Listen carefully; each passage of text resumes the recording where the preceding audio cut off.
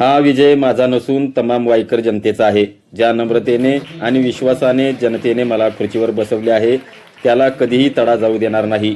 इथून पुढे 5 वर्षे वाईचा विकास हेच एकमेव ध्येय असेल आणि 5 वर्षानंतर वाई शहराचा चेहरा मोहरा पूर्णपणे बदललेला असेल, अशी ग्वाही वाईचे नवनिर्वाचित लोकनियुक्त नगराध्यक्ष अनिल सावंत यांनी दिली. वाई नगरपालिकेच्या सभागृहात आयोजित दिमाखदार पदग्रहण समारंभात ते बोलत होते. यावेळी आमच्या प्रतिनिधींशी बोलताना ते म्हणाले की आज वाईकर नागरिकांनी जो नगराध्यक्षपदाचा बहुमान माझ्या खांद्यावर दिला, त्या बहुमानाला तो माझा विजय प्रथमतः वाईकर नागरिक, भारतीय जनता पार्टीचे जिल्ह्यापासून हे आदरणीय खासदार छत्रपती उदयनराजे भोसले, आदरणीय शिवेंद्र बाबा नामदार, आदरणीय जयाभाऊ, आदरणीय मदनदादा, आदरणीय अतुल बाबा, सुरभीताई असतील, आमचे दीपक नानावरे असतील, जितू पिसळ असतील, याच्यात सगळ्यात चांगला रोल पाडलेले आमच्या शशीदादा असतील, आमची दीप्तीताई असतील, या सगळ्यांनी माझ्यासाठी वरिष्ठ पातळीवर जी मेहनत केली आणि माझ्या वाईकर नागरिकांमध्ये जे काय माझे साथीदार होते, जे माझ्या भावासारखे माझ्या पाठीशी उभे राहिले, माझ्या माता भगिनी असतील, सगळे 11 प्रभागातील ज्या ज्या मंडळींनी मला मदत केली, मला मतरूपी त्यांचा आशीर्वाद दिला, तो मतरूपी आशीर्वाद पुढच्या 5 वर्षामध्ये त्यांच्या मताचा मी कुठल्या परिस्थितीत अपमान होऊन देणार नाही. माझा एक मिनिट हा वाईकर नागरिकांसाठी, त्यांच्या विकासासाठी, त्यांच्या अडीअडचणीसाठी 100% असेल. हद्दवाढीनंतरचे काही विषय वेगळे आहेत अजून, त्याच्यामध्ये आपल्याला वरिष्ठ पातळीवर आता बघा, राज्यात भाजप युतीचं सरकार आहे, महायुतीचं, त्याच्यामध्ये सगळे घटक पक्ष आहेत.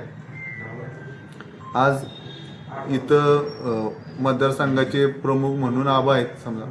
त्यानिमित्तानं जर भविष्यात तुम्हाला सन्माननीय मंत्री मकरंद पाटलांची जर मदत लागली तर घेणार का? 100% घेणार ना, कारण मी वाईकर नागरिकांनी मला या ठिकाणी त्या गोष्टीसाठी विकासासाठी पाठवले. मी कुठल्याही प्रकारची जिरवाजिरवी, कुणाचं कुणी माझं काम नाही केलं म्हणून त्याला त्रास द्या, कुणी हेनं काय केलं असला माझ्या पुढचा अजेंडा नाही. मला जे काय मतदान झालं 23,182, जरी 12,000 काही 500 मतं मला पडली असतील समजा, तरी मी 23,182 लोकांनी मला मतदान केलं आहे. मी असा समजणारा कार्यकर्ता आहे. प्रचारामध्ये जे काय हे झालं त्याच्याकडे मी काही लक्ष देणार नाही, कारण मी इतका कॉन्फिडंट होतो. तुम्ही आठवा, ज्या दिवशी आरक्षण डिक्लेअर झालं ते आमचे काही माझे खूप प्रेम करणारे आमचे बंधू आहेत, काही मित्र आहेत, त्यांनी पहिल्या दिवशी बोर्ड लावला होता, आय एम कमिंग म्हणून, लक्षात घ्या. तर त्याच्यावर तो लावल्यानंतर माझं असं लक्षात आलं की खरंच तो बोर्ड लावणार आहे तर आम्ही तिकडे सत्कार घेणार आहे. कारण त्याच्यामुळं काय आलं, जे सगळी मंडळी 4-4 लोक नगराध्यक्ष होऊन हात जोडून फिरायला लागली. तर एकाच पार्टीत 4 नगराध्यक्ष फिरायला लागले. आमच्या लक्षात आलं की हवा काहीतरी इथं गनिमा कावा दिसतोय. आम्ही पण पदग्रहण सोहळ्याच्या दरम्यान समज गैरसमजातनं काही आता प्रकार घडला, त्याला तुम्ही योग्य रीतीनं सामोरे गेलाय. मात्र असे प्रकार भविष्यात घडू नये म्हणून तुम्ही काय पाऊल उचलणार? हा प्रकार या सभागृहाला अशोभनीय आहे, कारण पदग्रहण समारंभ आमचा हा फिक्स होता. त्याच्यामध्ये टायमिंग पण आमचं ठरलेलं होतं.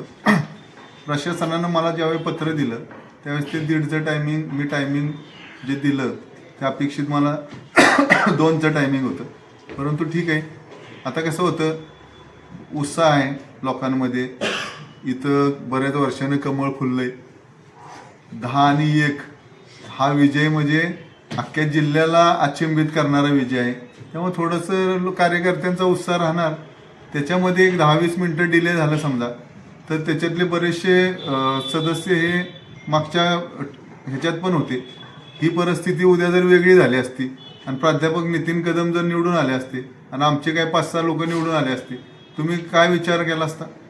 त्यांना असंच कुठं लाईनीत उभं राहावं लागलं असतं. काय गोष्टी समजून घेतल्या पाहिजे आपण. मी खूप खूप जबाबदारीने बोलतोय. मागच्या वेळेस एक मतानं नगराध्यक्षांची शीट लागली, बरोबर ना? ते का लागली?